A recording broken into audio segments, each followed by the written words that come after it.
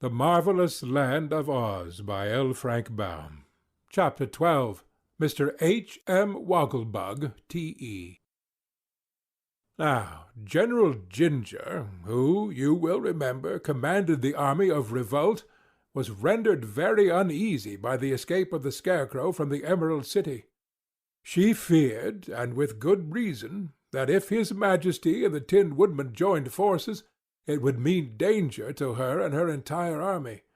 For the people of Oz had not yet forgotten the deeds of these famous heroes who had passed successfully through so many startling adventures.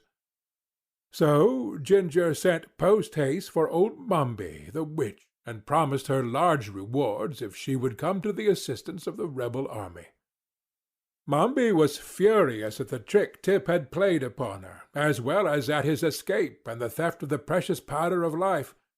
So she needed no urging to induce her to travel to the Emerald City to assist Ginger in defeating the Scarecrow and the Tin Woodman, who had made Tip one of their friends. Mombi had no sooner arrived at the royal palace than she discovered, by means of her secret magic, that the adventurers were starting upon their journey to the Emerald City. So she retired to a small room high up in a tower, and locked herself in while she practised such arts as she could command to prevent the return of the Scarecrow and his companions. That is why the Tin Woodman presently stopped and said, "Something very curious has happened.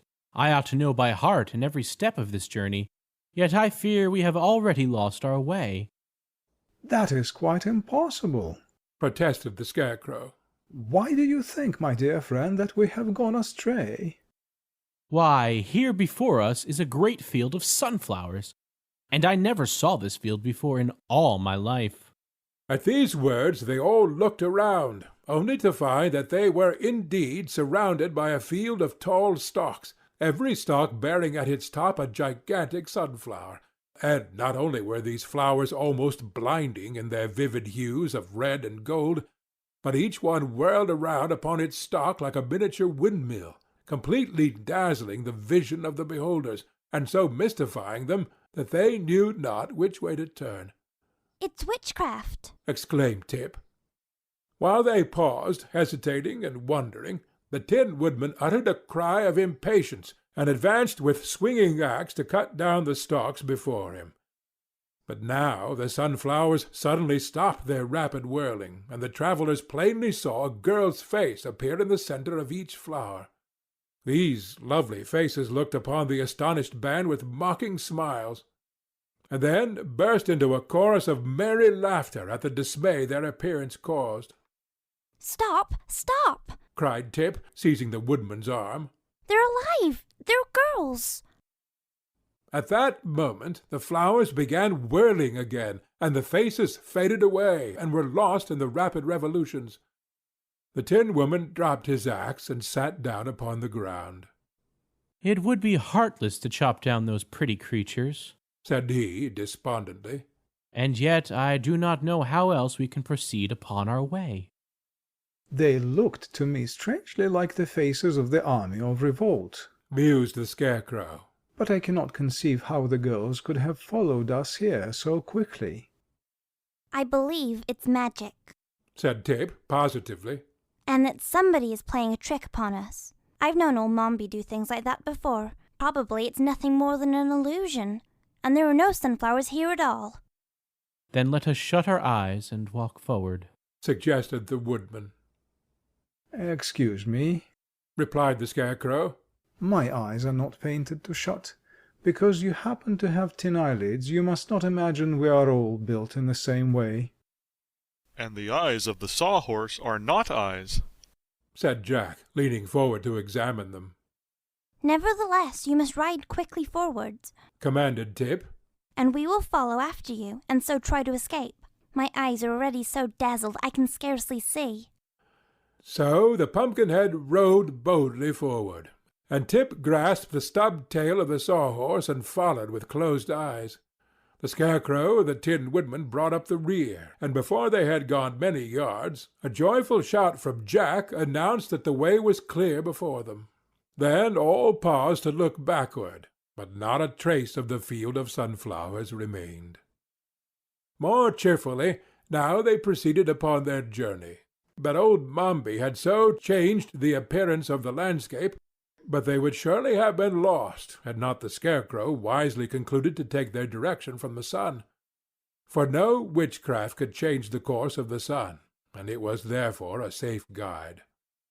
However, other difficulties lay before them. The Sawhorse stepped into a rabbit-hole and fell to the ground.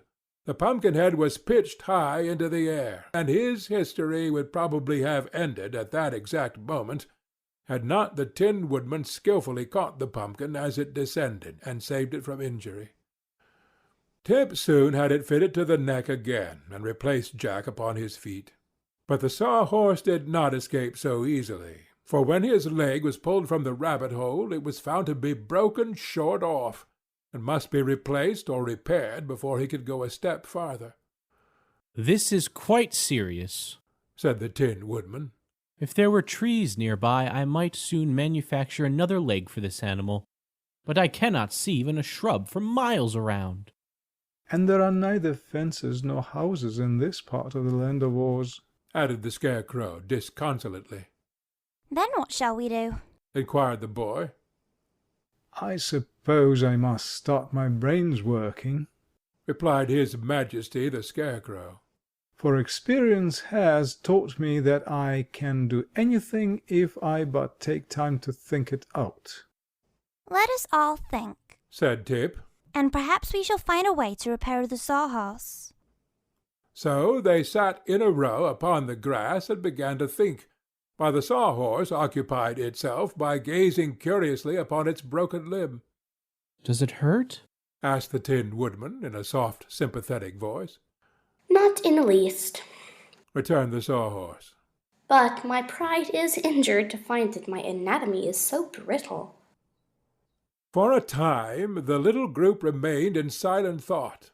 Presently the Tin Woodman raised his head and looked over the fields. "What sort of creature is that which approaches us?" he asked wonderingly. The others followed his gaze, and discovered, coming toward them, the most extraordinary object they had ever beheld. It advanced quickly and noiselessly over the soft grass, and in a few minutes stood before the adventurers and regarded them with an astonishment equal to their own. The Scarecrow was calm under all circumstances. "Good morning," he said politely. The stranger removed his hat with a flourish, bowed very low, and then responded. "Good morning, one and all. I hope you are, as an aggregation, enjoying excellent health. Permit me to present my card." With this courteous speech it extended a card toward the Scarecrow, who accepted it, turned it over and over, and handed it, with a shake of his head, to Tip. The boy read aloud, Mr. H.M. Woggle-Bug, T.E. Dear me! ejaculated the Pumpkinhead, staring somewhat intently. "How very peculiar," said the Tin Woodman.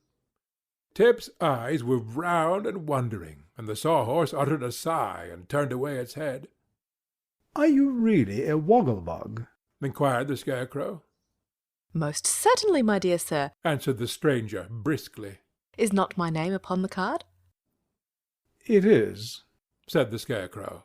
But may I ask what H.M. stands for?"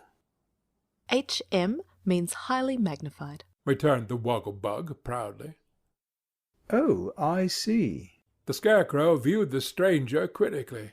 And are you in truth highly magnified?" "Sir, Said the Woggle-Bug. I take you for a gentleman of judgment and discernment. Does it not occur to you that I am several thousand times greater than any Woggle-Bug you ever saw before? Therefore it is plainly evident that I am highly magnified, and there is no good reason why you should doubt the fact." "Pardon me," Returned the Scarecrow. "my brains are slightly mixed since I was last laundered.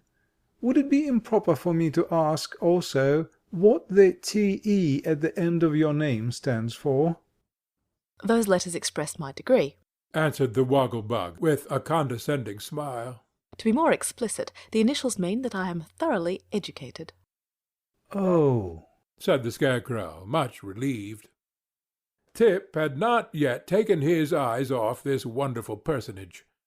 What he saw was a great, round, bug-like body, supported upon two slender legs which ended in delicate feet, the toes curling upward. The body of the Woggle-Bug was rather flat, and, judging from what could be seen of it, was of a glistening dark brown colour upon the back, while the front was striped with alternate bands of light brown and white, blending together at the edges. Its arms were fully as slender as its legs, and upon a rather long neck was perched its head, not unlike the head of a man, except that its nose ended in a curling antenna, or feeler, and its ears from the upper points bore antennae that decorated the sides of its head like two miniature curling pigtails.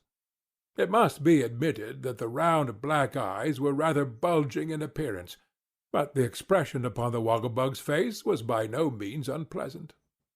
For dress, the insect wore a dark blue swallow-tail coat, with a yellow silk lining and a flower in the buttonhole, a vest of white duck that stretched tightly across the wide body, knickerbockers of fawn-coloured plush, fastened at the knees with gilt buckles, and perched upon its small head was jauntily set a tall silk hat. Standing upright before our amazed friends, the Woggle-Bug appeared to be fully as tall as the Tin Woodman, and surely no bug in all the land of Oz had ever before attained so enormous a size. "I confess," said the Scarecrow, "that your abrupt appearance has caused me surprise, and no doubt has startled my companions. I hope, however, that this circumstance will not distress you. We shall probably get used to you in time." Do not apologize, I beg of you, returned the Woggle-Bug earnestly. It affords me great pleasure to surprise people, for surely I cannot be classed with ordinary insects, and am entitled to both curiosity and admiration from those I meet. "You are, indeed," agreed His Majesty. If you will permit me to seat myself in your august company, I will gladly relate my history, so that you will be better able to comprehend my unusual, may I say remarkable, appearance. You may say what you please, answered the Tin Woodman briefly. So the Woggle-Bug sat down upon the grass, facing the little group of wanderers, and told them the following story. End of chapter 12.